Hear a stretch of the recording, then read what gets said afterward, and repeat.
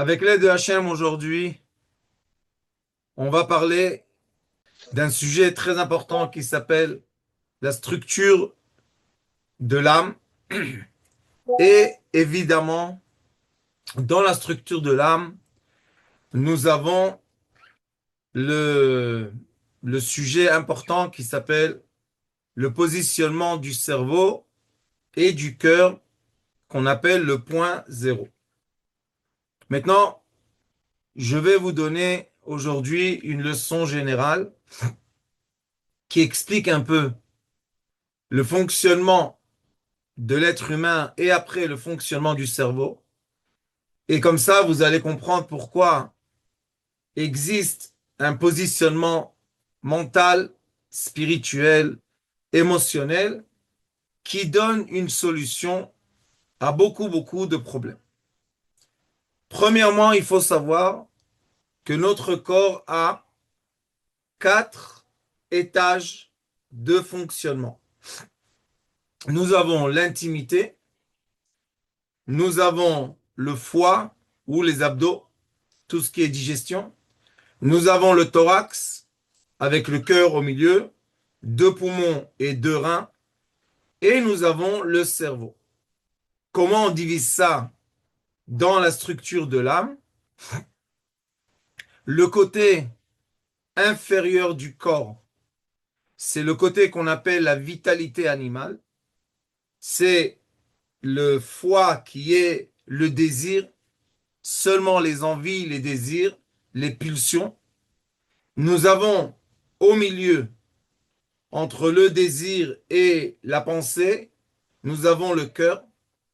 Le cœur, c'est lui le roi de l'être humain, parce que seulement dans le cœur, nous avons le libre arbitre, le choix.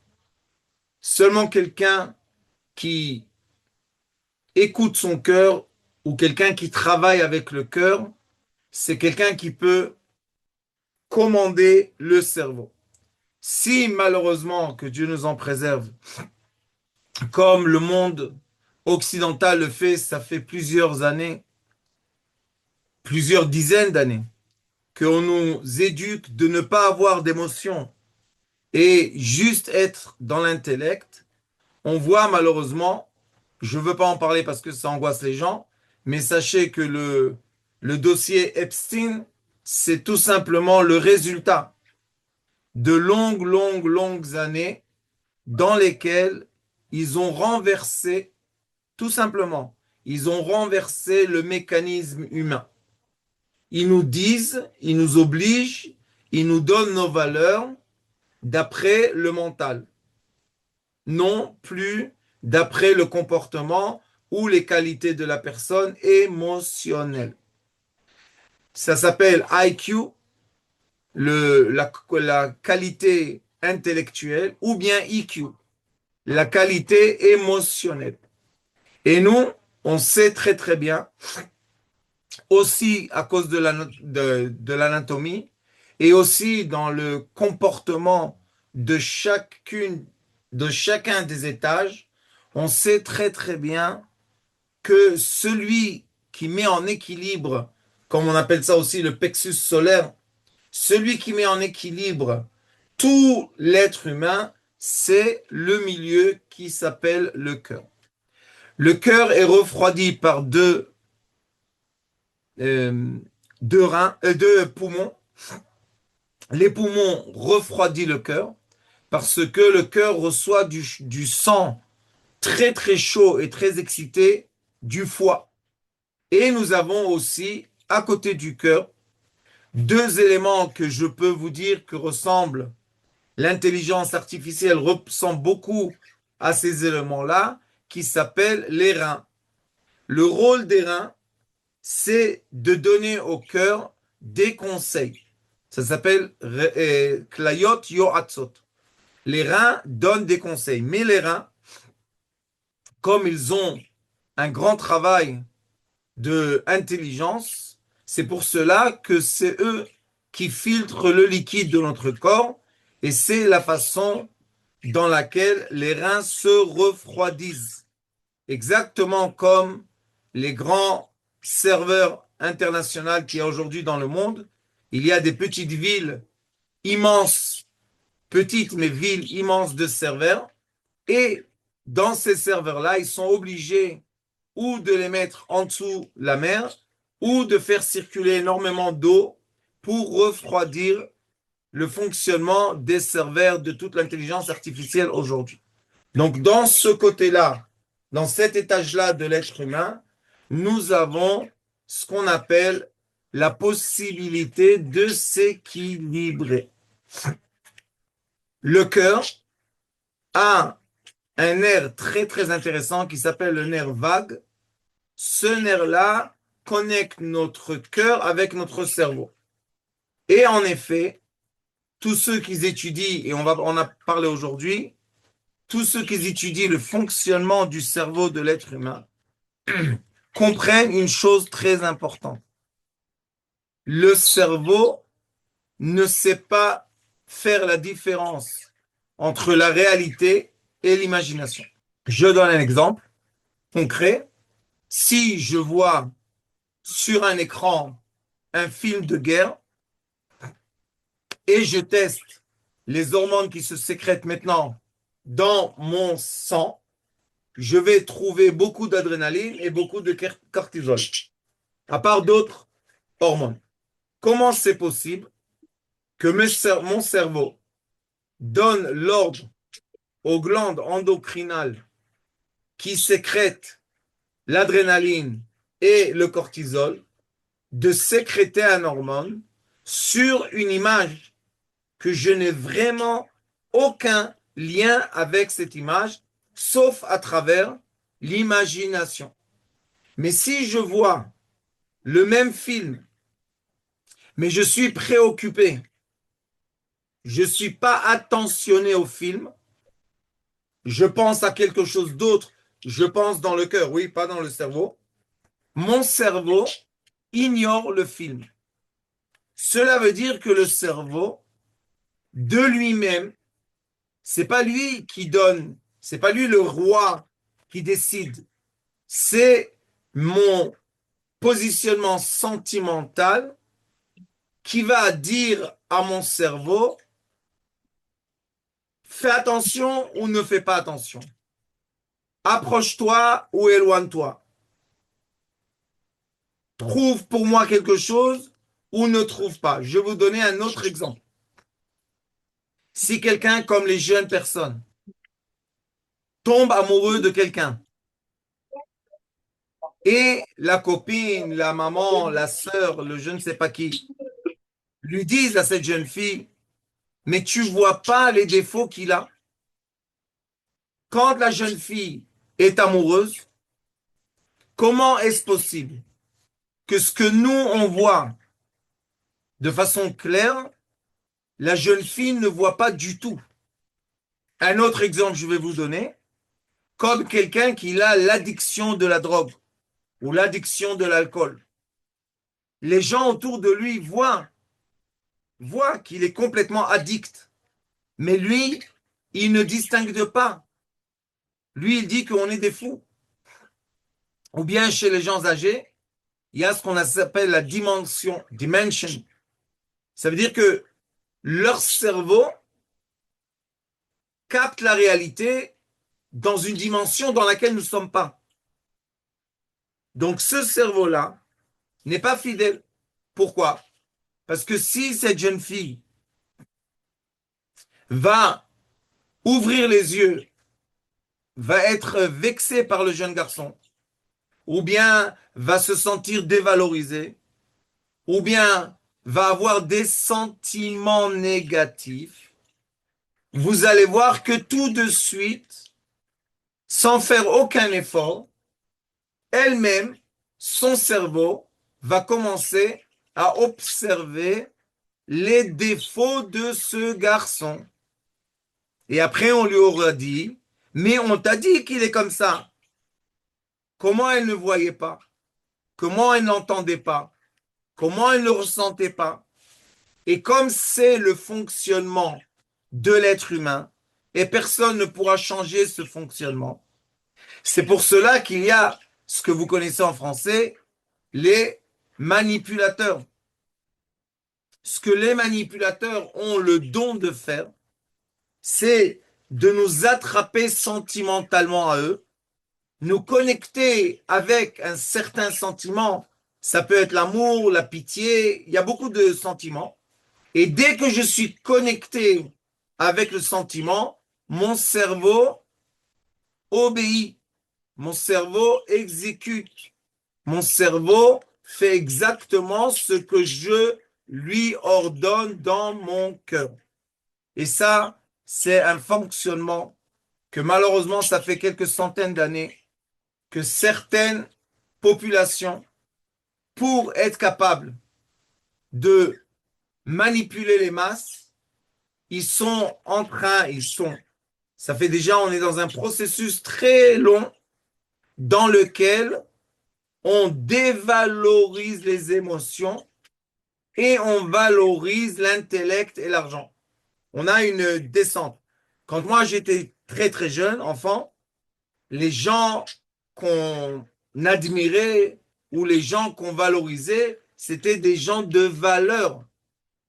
C'était des gens ils pouvaient ne pas avoir de diplôme de doctorat et ni avoir de l'argent, mais c'était des gens qui avaient de la moralité très élevée. Et c'est les gens qu'on valorisait, c'est les gens qu'on voulait être avec eux. De nos jours, vous pouvez regarder dans tous les gouvernements du monde occidental, les gens qui sont élus, malheureusement, ne sont plus élus à cause de valeurs. Ils sont élus parce que on nous explique intellectuellement toutes sortes de choses pour qu'on aille voter pour ces gens-là. Et à la fin, vous voyez très très bien la souffrance que nous avons de ces gens-là. Et pourquoi? Il y a une recherche qui a été faite en France et qu'ils ont posé beaucoup de questions du comportement de la famille qui est le président aujourd'hui de la France, de la République. Et une des conclusions qu'ils avaient été que comme ces gens-là, lui, n'a pas d'enfant, il n'a pas d'enfant, il n'a pas la pitié d'un père. Donc quand il va prendre des décisions qui vont toucher la population, ils vont toucher la population sans émotion. Ça va être complètement des intérêts économiques, financiers et géopolitiques. Malgré que la majorité, d'après les règles de la démocratie, c'est la majorité qui gagne, mais la majorité est en silence. Comment est-ce possible qu'on montre à tout le monde des atrocités et la majorité reste silencieuse? La réponse est que on a réussi à geler, capsuler, cristalliser nos émotions. Je vais vous donner un exemple. Quand nous, on était petits, il y a 40 ans, quand il y avait sur l'écran une scène que quelqu'un pleurait, la majorité des gens qui voyaient la scène pleuraient avec. Aujourd'hui, nous voyons sur les écrans, ça fait des dizaines d'années, des atrocités de films, hein? Hollywood, Netflix, blablabla. On voit des choses les plus cruelles possibles et on n'a aucun sentiment. Ni on pleure, ni on est ému, rien du tout, du tout, du tout. Sachez que c'est un travail de programmation, de comportement des masses. Et pourquoi ils arrivent à ça? Parce que notre cerveau est, ne peut pas arrêter de calculer des informations qu'il reçoit. Maintenant, on va faire une petite liste pour comprendre vous savez, une petite partie de de la très très grande euh, information qui nourrit notre cerveau. Première chose, nous avons les cinq sens. Sachez que pendant l'hypnose de quelqu'un, on a vu, il y a beaucoup de recherches qui ont été faites, des études, le cerveau ignore aucune image, aucun son, aucune odeur, aucun goût et aucun toucher. Il ne peut pas ignorer. Le cerveau n'a pas ce qu'on appelle le libre arbitre. Le cerveau lui-même, je ne parle pas du cœur qui lui dit ignore ça, n'aime pas ça, éloigne-toi de ça. Ça oui, mais c'est le cœur qui décide. Lui, le cerveau, c'est un ordinateur qui reçoit des données qu'on appelle input. Et dans les données qu'on reçoit, nous avons les données de la vue, les données de l'ouïe, les données de l'odorat, les données du goût et les données du toucher. Si ça serait seulement des données matérialistes, on aurait été dans un monde un peu plus étroit et un peu plus facile à gérer. Mais sachez que nous avons non seulement, et ça on étudie en profondeur dans la structure de l'âme, nous avons non seulement la vue physique, l'ouïe physique, l'odorat physique, le goût physique et le toucher physique, mais nous avons la vue spirituelle, l'imagination. On peut visualiser quelque chose qui n'existe pas. Nous avons l'ouïe imaginaire. Il y a des compositeurs de musique qui ont entendu la chanson bien avant qu'ils l'ont réalisée. Des fois, dans le rêve, on entend quelqu'un parler. Des fois, on entend une voix dans notre tête. Si je mets un microphone, je vais entendre quelque chose? Non. Mais moi, l'être humain, je l'entends très bien. C'est dans le monde spirituel. Il y a l'odorat spirituel. Il y a le goût spirituel. Et il y a le toucher spirituel. Des fois, on a une sensation que quelqu'un nous enlace vraiment. On se sent vraiment enlacé, protégé, aimé. Et des fois, on ressent, il y a des gens qui vous disent et ils vous montrent des marques. Il y a des gens qui se lèvent le matin, ils ont des marques sur leur peau, qu'ils ont eu des coups. Mais personne n'était dans la chambre. Personne les a frappés. Alors comment il y a une marque? Parce que le monde spirituel et le monde matériel vivent tout le temps ensemble. On ne peut pas les séparer. Et le lien entre le spirituel et le matériel pour être capable de distinguer ce qui est vrai de ce qui est faux, ça passe à travers les émotions. C'est pour cela que les êtres humains, plus on va refroidir, masquer, cristalliser leurs émotions, et plus les êtres humains vont être faciles à manipuler, comme nous voyons dans ces dernières semaines, que malgré les informations que je pense qu'elles sont diaboliques, affreuses, vous voyez qu'il n'y a aucune manifestation, les gens ne réagissent pas, il y a rien de choquant qui se passe, malgré que ce qu'ils disent, c'est très très choquant. Et maintenant, notre cerveau, à part les 5 sens physiques et les mêmes sens mais spirituels imaginaires, notre cerveau est obligé de fonctionner dans 5 dimensions.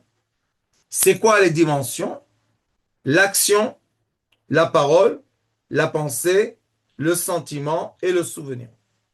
Notre cerveau, c'est l'ordinateur qui reçoit l'ordre du cœur pour donner des ordres à l'action, à la parole, à la pensée, au sentiment et aux mémoires de apparaître, de venir, de rentrer dans l'équation pour recevoir des informations.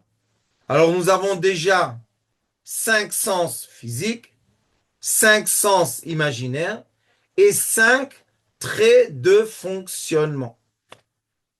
En parallèle, nous avons aussi 5 degrés de vitalité spirituelle. Nous avons, d'après la Torah de la Kabbalah, l'âme, c'est quelque chose de global qui se divise en 5 étages. Nous avons le Nefesh, la vitalité. Nous avons le Ruach, l'esprit. Nous avons l'Aneshama, l'âme. Nous avons le Chaya, la vie spirituelle. Et nous avons la Yechida, la capacité d'être dans une union spirituelle qui unit tout ce qui existe en dessous de son monde. Donc le cerveau a encore 5 degrés, 5 fréquences, 5 étages dans lesquels il est obligé de prendre en considération les données qui sont captées dans ces 5 étages. Nous avons à part ça tous les organes de notre corps, nous avons tous les membres de notre corps, nous avons toutes les cellules de notre corps, nous avons tout ce qui est biologique ou bien on peut dire tout ce qui est anatomique, tout cela aussi est connecté par le système nerveux à notre cerveau. Donc imaginez-vous, plus on donne au cerveau des informations et plus le cerveau devient un cerveau fatigué. Plus on donne au cerveau des vacances, du calme, du repos, et plus le cerveau est capable. C'est exactement l'inverse de ce qui a été enseigné et programmé pendant des centaines d'années. Et regardez ce qui se passe dans l'académie aujourd'hui. Avant, les gens, pour réussir à l'académie, ils ne dormaient pas la nuit, ils étudiaient énormément comme les docteurs, et ils s'épuisaient le cerveau. Et plus tu épuisais ton cerveau, et plus tu recevais des notes élevées, mais à la fin, on sait très très bien que les erreurs médicales se font parce que les docteurs sont fatigués. Je ne sais pas si vous savez comment ça marche dans les hôpitaux, mais ils travaillent 72 heures, ils se reposent 24 heures. Ou bien ils travaillent 48 heures, ils se reposent 24 heures. Ça veut dire que quand vous rencontrez le docteur dans les urgences, c'est très possible qu'il n'a pas dormi 2 nuits déjà. Et maintenant, sans dormir, et avec les quantités de données qu'il reçoit, il doit prendre une décision vitale pour vous. Quand vous y pensez, il faut vraiment savoir quand est-ce que ils ont changé de docteur. Et le docteur que vous allez rencontrer aujourd'hui, c'est un docteur qui est venu aujourd'hui au travail. Pas quelqu'un qui est à l'hôpital. Ça fait déjà 2 jours qu'il ne dort pas. Donc vous voyez que l'épuisement de être dans trop d'efforts baisse la capacité de notre cerveau. Ça s'explique aussi dans 5 autres dimensions qui s'appellent le fonctionnement des fréquences du cerveau. Notre cerveau travaille dans 5 fréquences et dans une 6e qu'on va en parler, qui est la guérison. La première fréquence s'appelle alpha, c'est entre 0,4 et 4 Hertz. La deuxième est entre 4 et 8. La troisième est entre 8 et 13. La quatrième est entre 13 et 32. Et la dernière, la fréquence la plus agitée, c'est la fréquence entre 32 et 60 Hertz.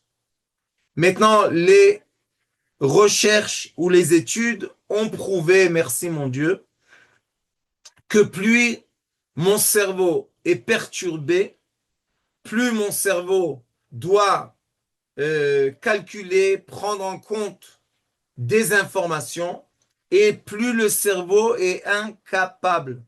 On paralyse le cerveau.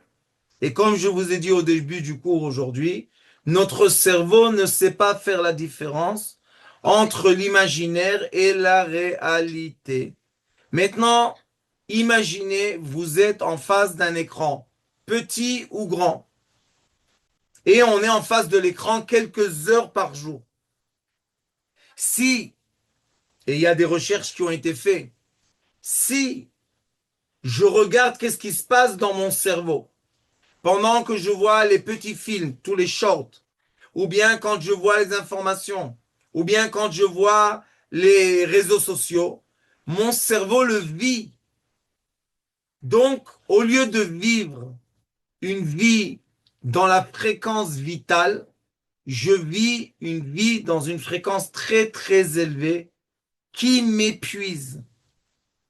Et l'épuisement est quoi? Trop de données que je dois prendre en considération pour avoir des décisions, pour fonctionner dans ma vie. Et c'est pour ça que des fois, vous voyez ça, je suis sûr, dans votre quotidien. Des fois, on parle avec les gens et ils sont complètement déconnectés. Vous pouvez appeler quelqu'un par son prénom, il est déconnecté, on dirait qu'il dort. Mais il ne dort pas, il est dans le téléphone. Qu'est-ce qui s'est passé? Ce qu'il voit, son cerveau s'est tellement accroché, aligné, que maintenant il est dans la fréquence du film, du reportage, des informations ou bien toute autre distraction qu'il y a sur le téléphone. Regardez les jeux. Combien de gens, c'est affreux de voir ça, combien de gens brûlent le temps en train de jouer à des jeux bêtes, des jeux vraiment bêtes. Mais pourquoi ils jouent à ça? Parce que ça brûle le temps, ça fait passer le temps. Je m'ennuie pas. Je pense que je m'ennuie pas. Mais en effet, ce que je fais, c'est je m'épuise. Et quand on est épuisé, regardez votre corps physique après avoir fait une séance de sport, une heure et demie de cardio. Est-ce qu'on est capable de continuer? Non. Ce qu'on fait, c'est qu'on n'a plus la force. Imaginez-vous ce qu'on fait à notre cerveau à travers trop d'informations qu'on lui projette.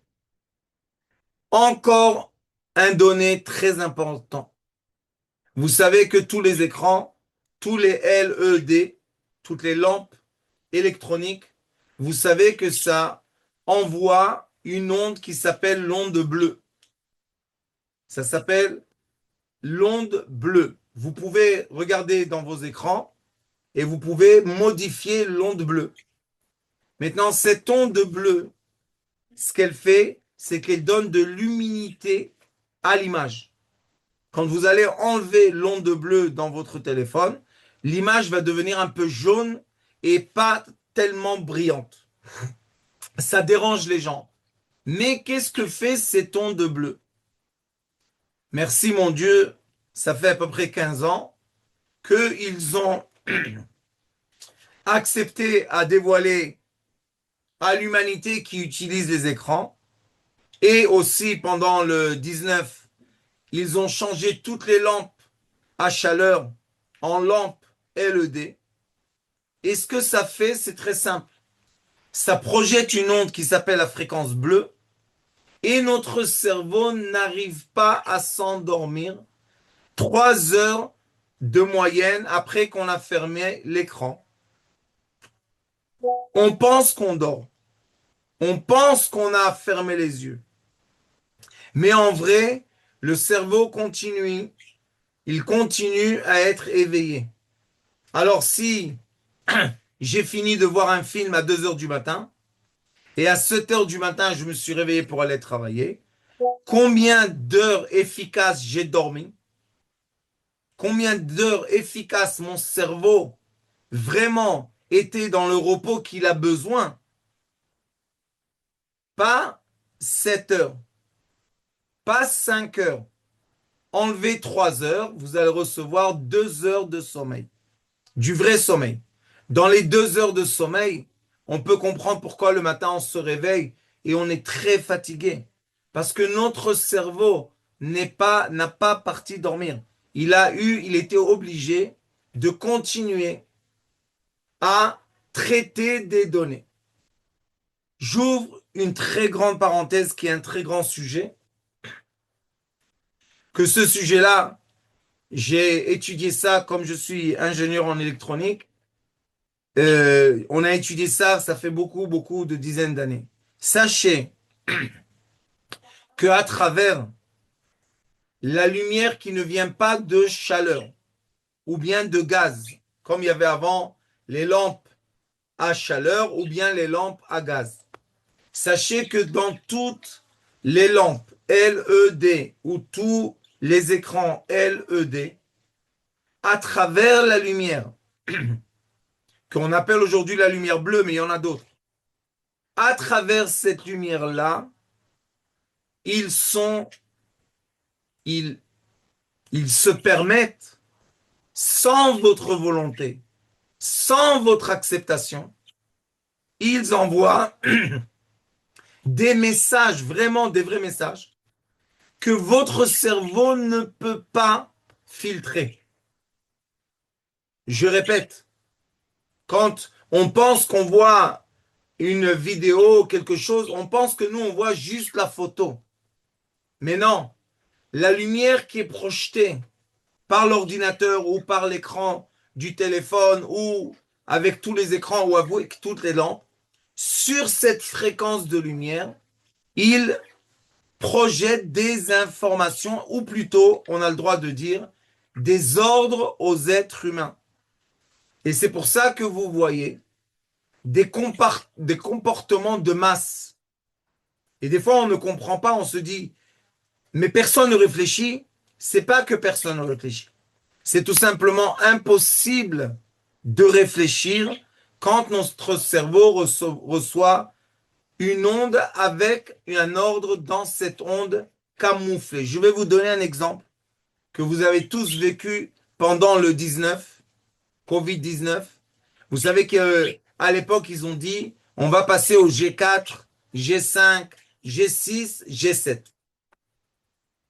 Mais ils ont aussi dévoilé que ça fait des dizaines d'années que la police et l'armée utilisent la fréquence G6, G7 pour neutraliser des manifestations, pour neutraliser des masses, pour endormir des soldats, pour faire fuir des gens. Et on se pose la question, mais où est l'outil? Où est l'arme? Aucune arme. Information qui est transmise à travers des fréquences. Alors imaginez-vous votre cerveau.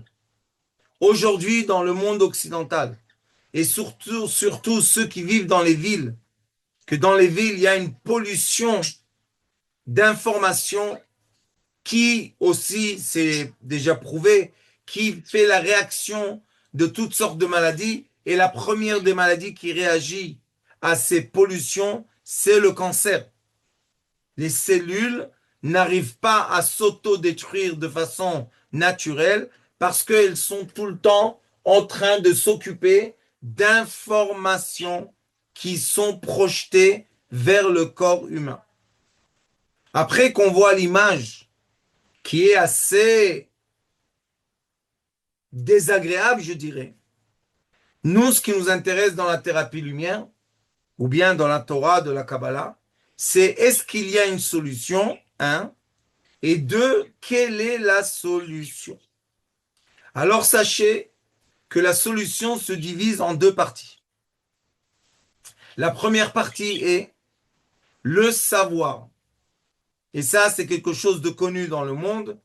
Plus l'être humain est ignorant, plus l'être humain souffre et plus l'être humain est manipulé. Plus l'être humain est instruit, plus l'être humain étudie, il a plus de libre arbitre, il souffre moins et il vit une qualité de vie beaucoup plus élevée. C'est une des raisons pour laquelle ça fait des générations de générations qu'on transmet de génération en génération la bougie qui s'appelle la flamme de la sagesse. Or, La chorma, la sagesse, c'est de la lumière. Donc, on transmet la lumière de génération en génération. La deuxième solution est, plus je suis éveillé à, aux informations que je viens de vous donner aujourd'hui, et Baruch Hashem, beaucoup d'autres, et plus je suis capable de méditer. Pourquoi? Parce qu'en effet, la méditation, ou le point zéro, c'est quelque chose qui travaille dans le cœur. Mais quand mon cœur est congelé, ou mon cœur est paralysé, ou mon cœur n'a plus de sentiments, malheureusement, le fonctionnement du cœur non plus ne marche pas. Donc, qu'est-ce qu'on fait dans la méditation du point zéro? C'est quelque chose qu'on pratique assez dans les cours, Baruch Hashem, et les élèves qui nous suivent, ça fait nombreuses années, ont cette pratique du point zéro. Qu'est-ce que c'est le point zéro? En effet, le point zéro, c'est la méditation profonde, la capacité profonde de l'être humain de méditer. Qu'est-ce que ça veut dire méditer? Méditer, cela veut dire que je contrôle dans mon cœur mon état sentimental, je l'emmène à l'annulation et à l'humiliation, à être humble et être annulé complètement. Et là, ce qui se passe, c'est que le cœur rentre dans une méditation profonde. Le cerveau, comme je vous ai dit, obéit le cœur. Donc, le cerveau a la capacité d'éteindre par la volonté du cœur tous les capteurs d'information. Je ne vais pas dire tout parce que c'est trop exagéré, mais on va dire la majorité des capteurs d'information. Et quand notre cerveau n'est plus préoccupé par des informations inutiles pour notre vie et notre qualité de vie, alors notre cerveau, il y a dans l'endroit de la fontanelle une porte qui s'ouvre et la lumière de l'âme éclaire l'être humain. Ce que je vous dis, c'est quelque chose que, Baruch Hashem, on a l'expérience avec beaucoup de milliers de gens dans le monde entier, sans aucune différence de religion ou quoi que ce soit. Quand les gens rentrent dans ce silence et ils voient la lumière à l'intérieur, c'est la guérison la plus profonde qu'on peut atteindre dans ce monde. Je vais vous donner un exercice très simple. Posez la question aux gens autour de vous quand ils ferment les yeux, même si c'est le milieu de la journée. Qu'est-ce qu'ils voient? La majorité des gens voient de l'obscurité. Ils ne voient pas de la lumière, la majorité des gens. Il y en a quelques-uns, pas beaucoup, 10% peut-être, que quand ils ferment les yeux, ils continuent à voir. Ils voient de la lumière, ils voient une image, ils voient quelque chose. Mais la majorité des gens voient l'obscurité. Qu'est-ce que c'est cette obscurité? L'obscurité que les gens vivent quand ils ferment leurs yeux, c'est le trop d'efforts du cerveau. C'est quand le cerveau n'arrête pas de se charger d'informations. Et cet appareil magnifique, que d'un côté peut beaucoup nous aider dans la vie, mais d'un autre côté peut vraiment manipuler les masses, cet appareil envoie deux fréquences, trois essentielles. L'ouïe, le son et les informations de lumière qui sont projetées vers nous.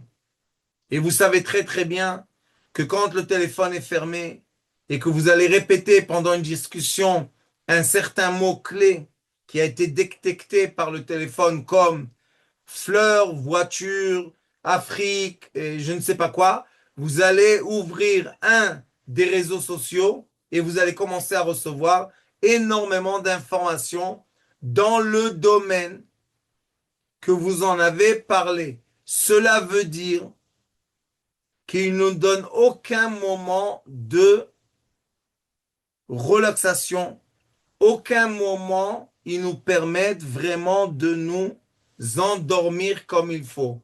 Je vais vous montrer quelque chose de magnifique. Quand vous avez le téléphone et vous allez dormir, regardez, on appuie très longtemps sur un... Hop, regardez ce qui apparaît. Attendez. Don't help me. Hop. Et tout simplement éteindre le téléphone.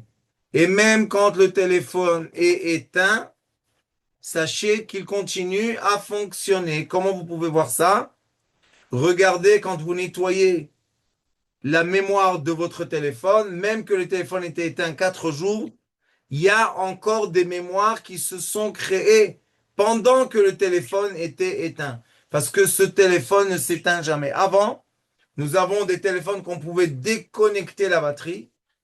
Et malgré que ça neutralisait la majorité du téléphone, il y avait toujours une petite batterie qui restait tout le temps pour l'heure, pour le jour, pour n'importe quoi. La seule raison est de nous retenir éveillés pour être assez fatigués pour ne donner aucune importance à ce qui est important dans la vie. On n'a plus de temps pour les choses importantes. Et si on commence à étudier la structure de l'âme, la structure du comportement de l'être humain, qui est une science magnifique, très, très pratique, et on ajoute à ça la thérapie lumière et la méditation, sachez que vous pouvez, avec l'aide de Dieu, changer complètement votre propre qualité de vie et surtout, ce qui est très important, votre capacité de guérir les gens que vous vous occupez d'eux.